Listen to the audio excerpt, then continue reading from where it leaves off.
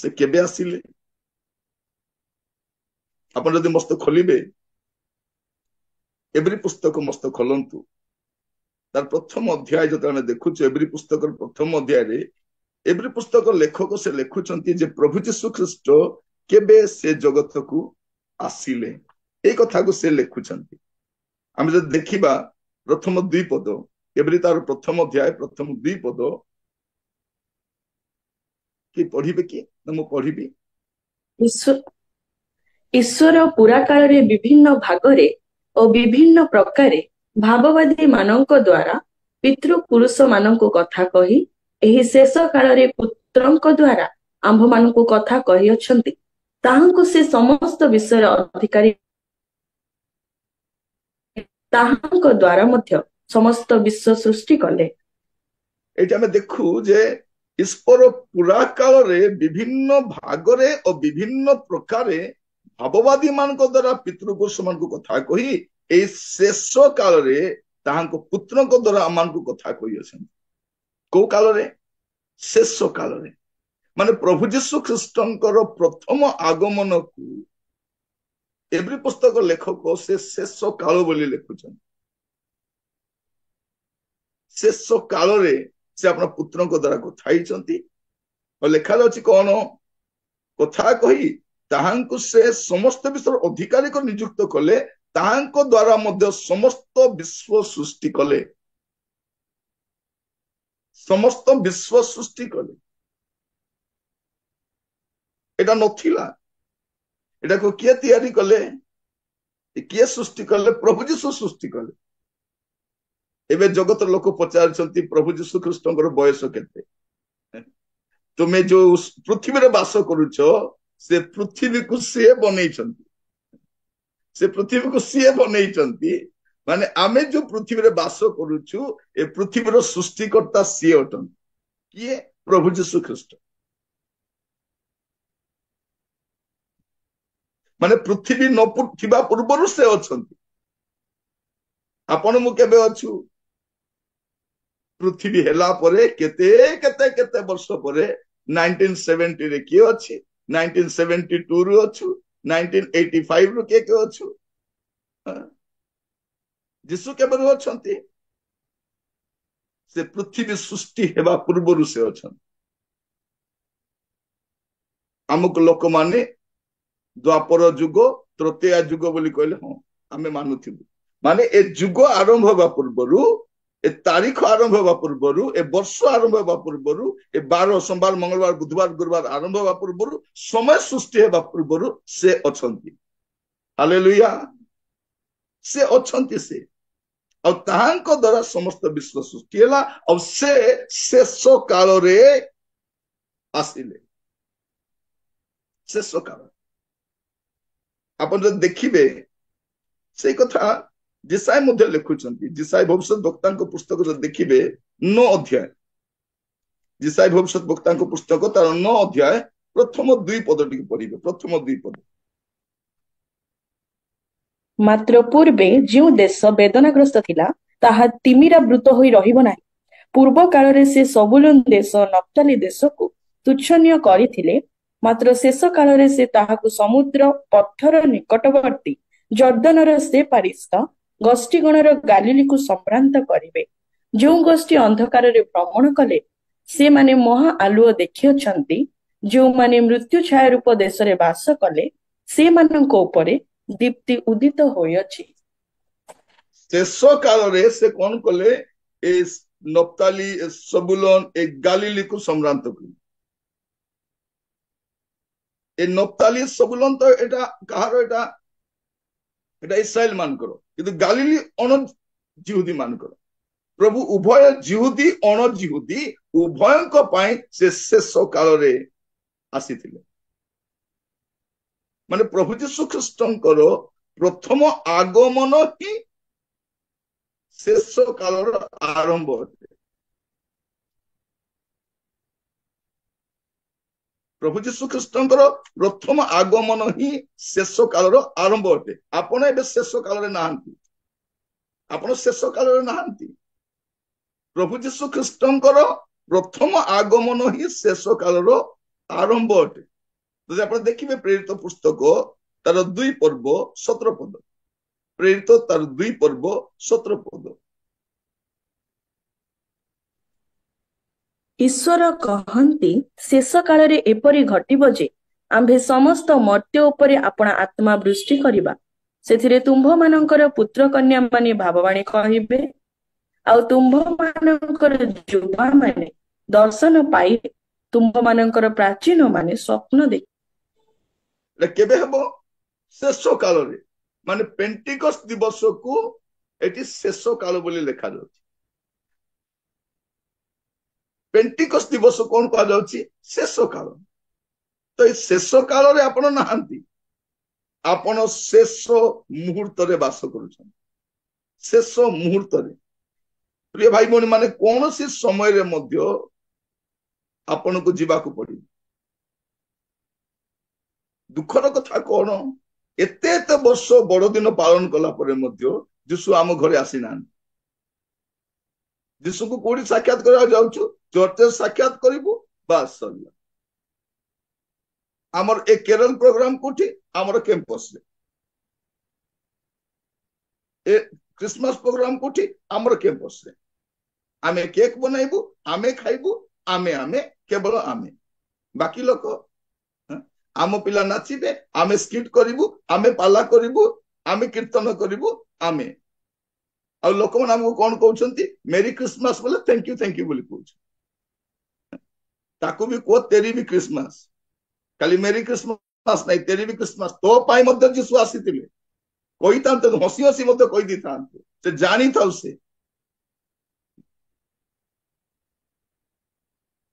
ଏ Christian ମାନେ କାହିଁକି ବଡଦିନ ସମୟରେ 5 କେଜି 10 କେଜି କେକ୍ ବନାଉଛନ୍ତି? ବର୍ଷ ସାରା ଅଣ ଖ୍ରୀଷ୍ଟିଆନ ମାନଙ୍କ ସବୁ ଆଣି ଖାଇ ଦଉଛନ୍ତି। ସେଇଥିପାଇଁ ସେମାନଙ୍କ ପାଇଁ।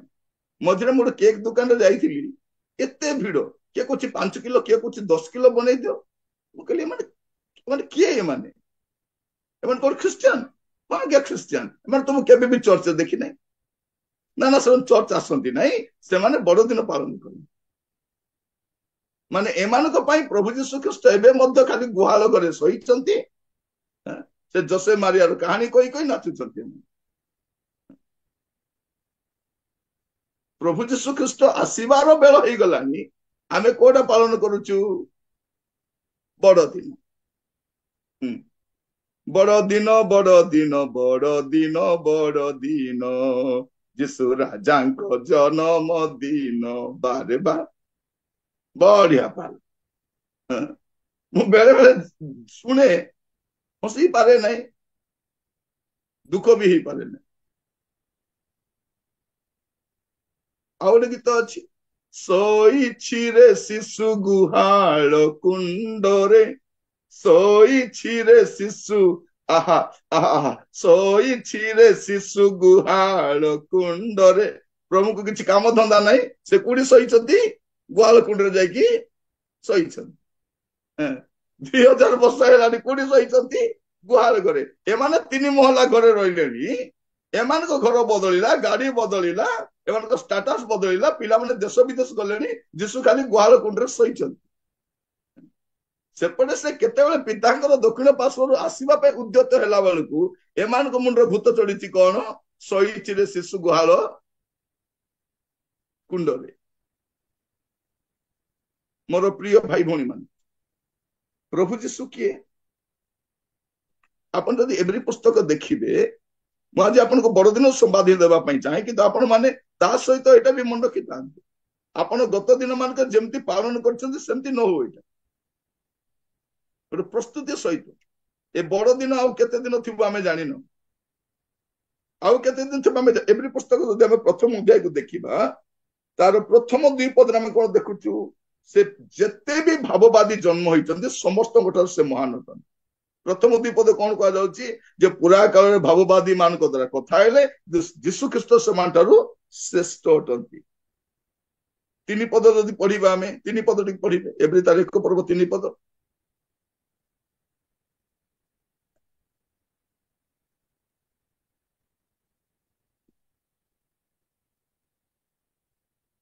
ଏଭ୍ରି ତାର 1 ପର୍ବ 3 ପଦ।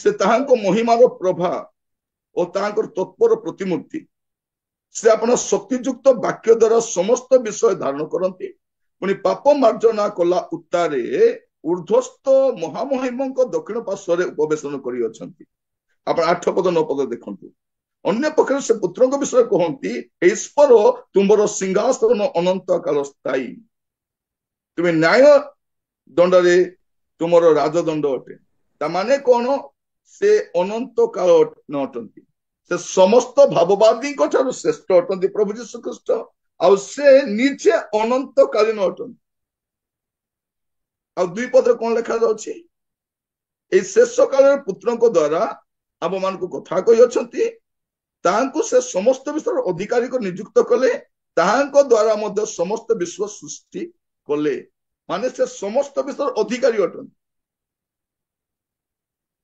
प्रभु जीशु के से समस्त मनीष ठारू भाववादी मान ठारू मध्य श्रेष्ठ अटंती से निजे अनंत अटंती आउ से समस्त विषय अधिकारी अटंती 8 पद कौन लिखा अछि तुमरो सिंहासन अनंत काल स्थायी से प्रभु जीशु ख्रीस्ट अटंती आउ 10 पद रु 12 पद पढ़िले कौन लिखा अछि से आगामी जुगर राजा अटंती विचारकर्ता अटंती रूलर अटंती से एक अध्याय हमको जनाए जे प्रभु जीशु ख्रीस्ट किए प्रथम अध्याय हमको जनाए जे प्रभु जीशु ख्रीस्ट किए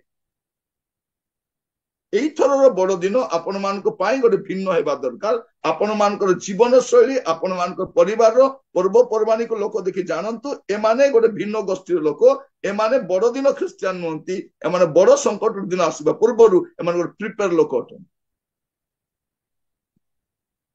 आजिकली कोन चलीछि आपण जदि मीटिंग गुडा देखिबे यूट्यूब रे चलीछि कोन जूम रे कोन चलीछि से पंडित मानकर नाम कोन से मान को बयस केते थिला हमको कौन लेना देना से पंडित मान सहित हमर की संपर्क तांगर ना सहित कौन करिबी एबे बड़ पंडित माने बाहरी छंती प्रिय माने गोटे गोष्ठी बाहरी छंती ख्रिस्टियन मान को मंडली रो बाहर को नेबा पई ए बाहिक ज्ञान आपनकर किछि काम को आसीबन जदि दरकार थले बाइबल से सब लिखाई ना बाइबल लिखाई ना माने दरकार नहीं से गुड फ्राइडे समय आसीबो कोन करिवे से चोर मानकर ना कोन से क्रूसर ओजन केते थिला से कोंटारो साइज केते थिला से कोंटारो साइज कोन करिवे आपण को काठरे बना हितिला चोर माने आपनकर कोन रिलेटिव चोर मान हमर किछि नै से मझिरे जे झुलितिले से हम पई दरकार से हमर त्राण करता होतन एबे कोन हिछि अननेसेसरी विषय गुडा को नेसेसरी बोली कुआ होछि लोक माने जूम रे आ करी बस्ता छन मतलब म 2-3 जूम को बुली देखली माने कोन होचो देखबा बोली करी देखला बेल को आश्चर्य कट्टा नुआ भक्त माने एबे एमती परिस्थिति हिछि जे हमर मंडली गुडा करे समस्त वक्ता विश्वासी के ना दिया ए जूम कोन करिछि अनेक वक्ता को तैयारी कला विश्वासी करि पारलानी विश्वासी नहीं माने वक्ता मु त अचंबित होछि केते विषय देखि आपण 20टा जूम मीटिंग को होस्टिंग कर देले आपण रेवरेंड हिजिबे तापर विषय हिजिबे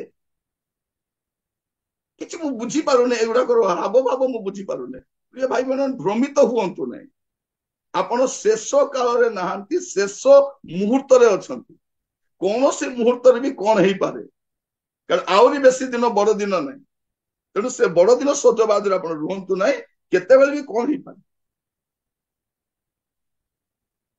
आज हम टिके ध्यान करके देखिबा सेठी चिंता करके देखि प्रभु जीशु ख्रीस्ट जन्म हितबारु नहांती से थिबारु जन्म हिछन अपन जब देखिबे जोहन तारो प्रथम अध्याय कौन लिखा जाछि प्रथम अध्याय तार 9 पद रे जो सत्य ज्योति प्रत्येक मनुष्य को आलोक प्रदान करंती से जगत को आसु थिले जीशु कौन थिले से जगत को आसु थिले से जन्म हितबारु नहांती से थिबारु जन्म हिचंती से आसु थिले ତେଣୁ ସେ କଣ କହୁଛନ୍ତି, ଯାହା ହଜି ଅଛି ତାହା ଖୋଜି ରକ୍ଷା କରିବାକୁ ମନୁଷ୍ୟ ପୁତ୍ର ଆସି ଅଛନ୍ତି। ଆସି ଅଛନ୍ତି ମାନେ କଣ, ଥିବାରୁ ସେ ଆସି ଅଛନ୍ତି, ସେ ଆସି ଅଛନ୍ତି। ମୋର ପ୍ରିୟ ଭାଇ ଭଉଣୀ ମାନେ, ଏଇଟା ମୋର ସେ ଆସି ଅଛନ୍ତି, ସେ ଆସି ଅଛନ୍ତି। ପ୍ରଭୁ ଆପଣ ମାନଙ୍କୁ ବୁଝିବା ପାଇଁ ସାହାଯ୍ୟ କରନ୍ତୁ। ସେ ଭାବନ୍ତୁ ନା 2000 ବର୍ଷିଆ ଯୀଶୁ ବୋଲିକି, ସୃଷ୍ଟି ପୂର୍ବରୁ ଅଛନ୍ତି, ତାଙ୍କୁ ଆସିବା ପାଇଁ ପଡିଲା ପାଇଁ ସେ ଆସିଲେ, ନହେଲେ ଆସିନଥାନ୍ତେ। ଏଭଳି ପୁସ୍ତକ କାହିଁକି ଲେଖାଯାଉଛି, ନା ମଶା ଶ୍ରେଷ୍ଠ, ନା ଝିଅ ଶ୍ରେଷ୍ଠ, ନା ଭାବବାଦୀ ମାନେ ଶ୍ରେଷ୍ଠ, ନା କୁପ୍ରଚାରକ ଶ୍ରେଷ୍ଠ। ପ୍ରିୟ ଭାଇ ଭଉଣୀ ମାନେ, ଆପଣ ପ୍ରଭୁ ଭକ୍ତ ହୁଅନ୍ତୁ, ପ୍ରଚାରକ ଭକ୍ତ ହୁଅନ୍ତୁନି। ଏଇଟା ସବୁଠାରୁ ବଡ ମାରାତ୍ମକ ବେମାରୀ। ଏଇଟା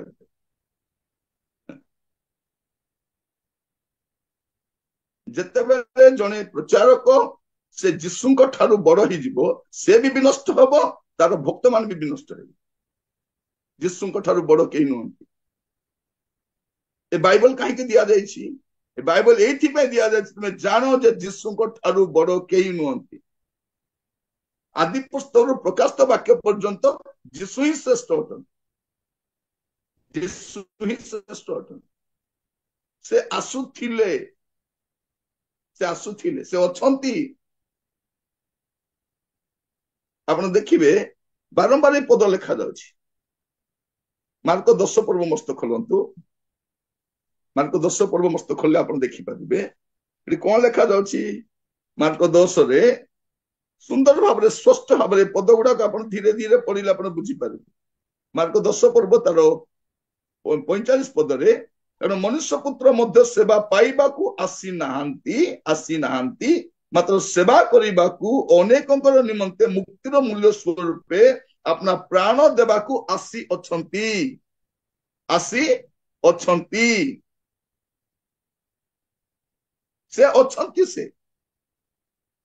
ସେ ତ ଅଛନ୍ତି। ସେ ବଡଦିନିଆ ଖ୍ରୀଷ୍ଟିଆନ ମାନେ ଯୀଶୁକୁ ସୀମିତ ନ କରନ୍ତୁ, ତ ଜାଣିବା ଦରକାର ଯୀଶୁ କିଏ, ଯୀଶୁଙ୍କର ମହାନତା କଣ ଜାଣିଲେ ଆପଣଙ୍କର ବଡଦିନ ବି ମିନିଂଫୁଲ ହବ।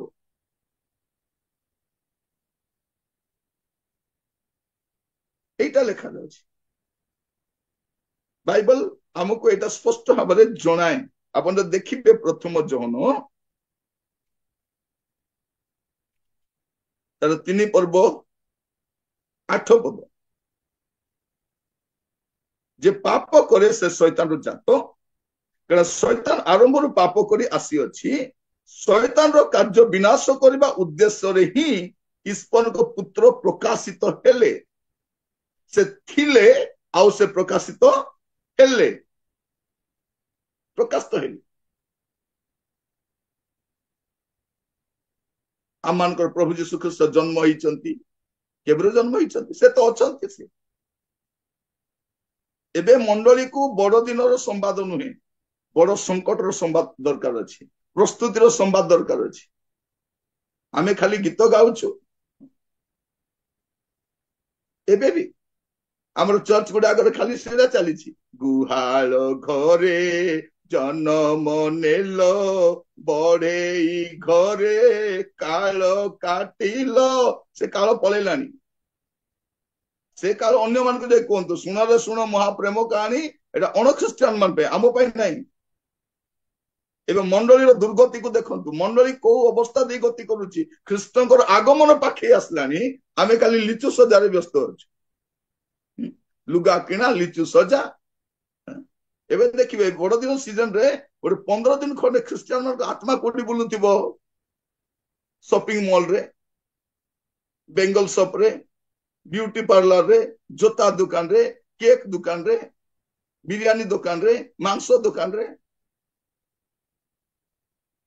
देखो एबरे योजना चलिलानी। एथर गत थरर बिरियानी भल ही नथिला, एथर टिके भल करिकी बनेइबे ହେଲା। मामा तू टिके सावधान रे बनेइबे।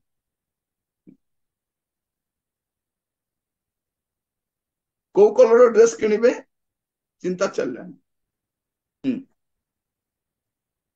प्रिय भाई भौणी माने, कुआडे जाउछु आमे, कुआडे जाउछु, आम गति कुआडे।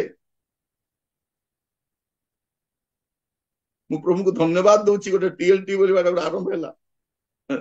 ନହେଲେ ଆମେ ମଧ୍ୟ କଣ ଥାନ୍ତୁ ସେଇଠି ବସିଥାନ୍ତୁ ଗିନି ବଜେଇ ବଜେଇ। ଏଇଟା ଆମର ଦୃଷ୍ଟିଭଙ୍ଗୀକୁ ବଦଳାଇଛି, ଆମର ଚରିତ୍ରକୁ ବଦଳାଇଛି, ଆମର ସ୍ୱଭାବକୁ ବଦଳାଇଛି, ଏଇଟା ବଦଳାଇଛି। ଏଇଟା ବଡ ଦିନରେ ଆପଣ କେତେ ଦାମିକା ଡ୍ରେସ ପିନ୍ଧିଲେ ତାହା ବଡ ନୁହଁ। ଯାହାକୁ ଡ୍ରେସ ନାହିଁ ତାକୁ ଦେଲେ କି ଆପଣ କେତେ ସୁନ୍ଦର ଖାଦ୍ୟ ବନେଇ ଖାଇଲେ ସେଇଟା ନୁହଁ। ଆପଣ ଯୋଉମାନେ ଖାଦ୍ୟ ନାହିଁ ସେମାନଙ୍କୁ ଦେଲେ କି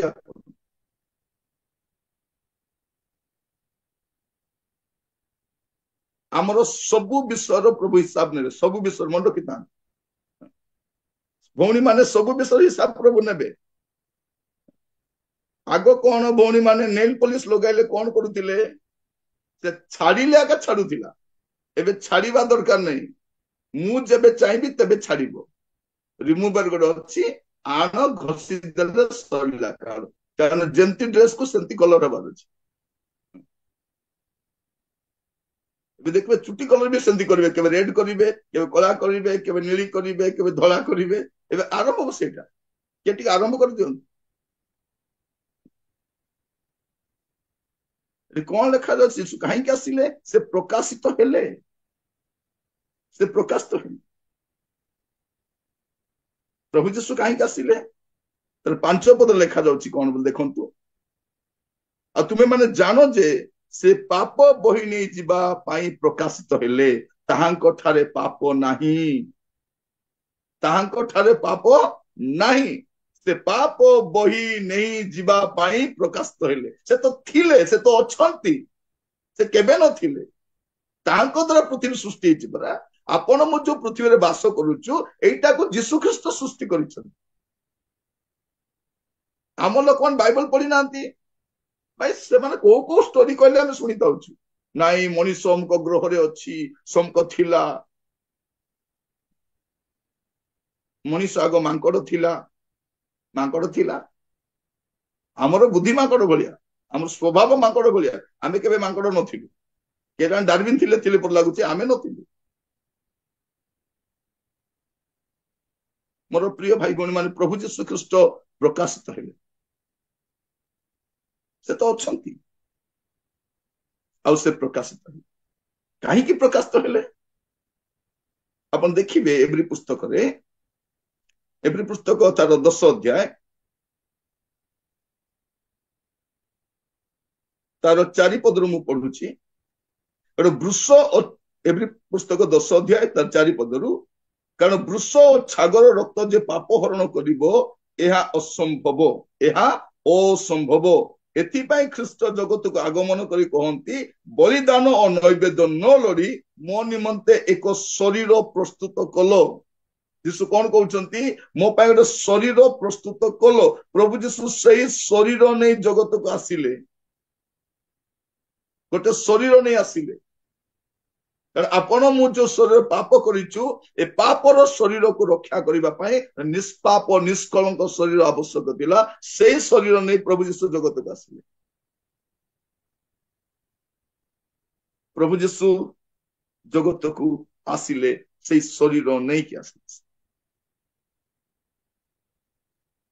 ପ୍ରଭୁ ଯୀଶୁ, ଆପଣ ପୁରାତନ ନିୟମରେ ଦେଖିବେ ଅନେକ ଥର ପ୍ରଭୁ ଯୀଶୁ ଖ୍ରୀଷ୍ଟ ଆସିଛନ୍ତି, ଯାଇଛନ୍ତି। ସେ ଦେହ ଧାରଣ କରିବା ପୂର୍ବରୁ ଆସିକି ଯାଇଛନ୍ତି। ପ୍ରଭୁ ଯୀଶୁ ଯେତେବେଳେ କହୁଛନ୍ତି ତୁମର ପିତା ଅବ୍ରାହମ, ଆମେ ଅବ୍ରାହମଙ୍କ ସନ୍ତାନ, ଅବ୍ରାହମଙ୍କ ସନ୍ତାନ ବୋଲି କହୁଛ ନା, ତୁମର ପିତାଙ୍କର ପୂର୍ବରୁ ମୁଁ ଅଛି। ଲୋକମାନେ କହିଲେ ନିଶ୍ଚୟ ଆଙ୍କର ମୁଣ୍ଡ ଖରାପ ହେଇଯାଇଛି। ଆଙ୍କୁ ତ 50 ବର୍ଷ ହେଇନାଇ, ଏ କେବଳ ଅଛନ୍ତି। ତୁମର ପିତା ଅବ୍ରାହମ ମୋର ଦିନ ଦେଖି ଖୁସି ହେଇଗଲେ।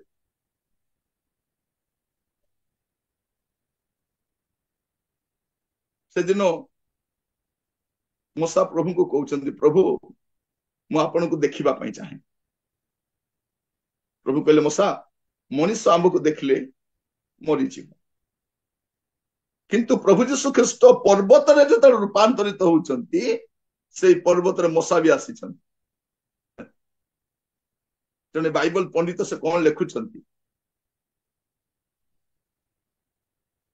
ଯେ ଆମ ସମୟର ବାସ୍ତବ ଜଣେ ଭାବବାଦୀ ରିଓନାର୍ଡୋ ରେଭେନସ୍, ସେ ଗୋଟେ କଥା ଲେଖୁଛନ୍ତି, ସେ କାହିଁକି ଆସିଲେ? जेहेतु से प्रार्थना करथिले यीशु को देखिबा पई प्रभु मु आपन को देखिबा पई चाहे एबे मोला परे से आसुचंती देखिबा पई एबे मरिबेने का ऑलरेडी मरि सारचंती से जतले प्रार्थना कले प्रभु मु आपन को देखिबा पई चाहे आ प्रभु यीशु ख्रीष्ट पर्वत रूपांतरित होचंती एटा 1500 वर्षर व्यवधान परे 1500 वर्ष परे पुणी थरे मसा आसिकी पर्वत रे यीशु को दर्शन नउचंती माने आमर परमेश्वर 1500 वर्ष परे मध्य उत्तर देवा पाई सामर्थ्य अटन आमे प्रार्थना कले तो आमे प्रार्थना कौन करूछु आज आंभ मानकर मोबाइल रिचार्ज कर दियो आज आंभ मान को बिरयानी दियो आज आंभ मान को टीवी रिचार्ज कर दियो आज आम मान को पेट्रोल तुमे आज रो प्रयोजन हमर प्रार्थना खाली ए जगत पे आका प्रभु करेंट बिल बेसी आसी जाईची प्रभु दयाकर साहाय्य करो प्रभु पेट्रोल भरिबार थिला प्रभु पिलार स्कूल फीस भरिबार थिला एटा के प्रार्थना करबो जानि छथि एटा जागतिक मना क्रिश्चियन मान प्रार्थना करिवे आपण को प्रार्थना रु ही आपण जानि परिबे जे आपण जागतिक मना ना आत्मिक मना जदि आपण जागतिक विषय पे बहुत प्रार्थना करूछंती ता माने आपण जागतिक मना अटंती पवित्रता पाए सिद्धता पाए प्रभु को दर्शन पाए तो लालायित होचंती ता माने कोन आपण आत्मिक मन प्रिय भाई भौणी मान मन रखि थांतु जदि आपण वाक्य भी सुनुचंती सब ठीक ठाक अछि जदि जागतिक मना ही जीवन काटिबे आपण जाई परिबेनी कारण प्रभु यीशु ख्रीष्ट समस्त को नेबा पे आसुना समस्त को नेबा पे आसुना प्रभु यीशु ख्रीष्ट केवल सेमान को नेबा पे आसुचंती जो माने एडजस्ट हे पारुना those are unable to adjust कोन प्रभु ए जगत रे मु एडजस्ट हे पारु नै प्रभु प्लीज प्रभु आपण आसी जांतु दया करी मते नै जाओ प्रभु मते भलो लागु नै आपण दया करंतु प्रभु केबे आसीबे प्रभु सेमान को नेबा पे आसु समस्त को पाई नै नहंकर जहाज रे समस्त पाई जागा नै जो माने जगत रे एडजस्ट हे पारु नांती सेमान को पाई बाकी तो सदम अमर विनष्ट मरिबे सदम जाको भलो लागु नै से ही पलायन करिबो आमे एमिति गोटे जगत रे वास करूछु भाई भौणी माने जोठी हमको जगत भलो लागुछि आजिर थियोलॉजी कोन आजिर डॉक्ट्रिन कोन जे जगत को परित्याग न करी मध्ये ईश्वर को भलो पाइयो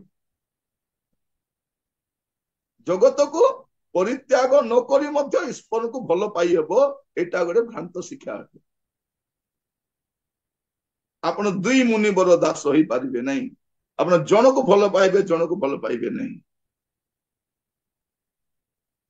याकूब 4 पर्व 4 पद रे कोन लिखा जाउछि याकूब 4 पर्व 4 पद रे स्पष्ट भाव लिखा जाउछि कोन लिखा जाउछि हे व्यभिचारिणी माने जगत रो मित्रता ईश्वरंकर शत्रुता माने जदि आपण जगत रो मित्र हेबा पई जाउछंती ईश्वरक शत्रु होउछंती एहा कोन जानो नाही अतः जे कहीं जगत मित्र हेबा को इच्छा करे से अपना को ईश्वर को शत्रु बोली प्रतिपन्न करे प्रकाश करे घोषणा करे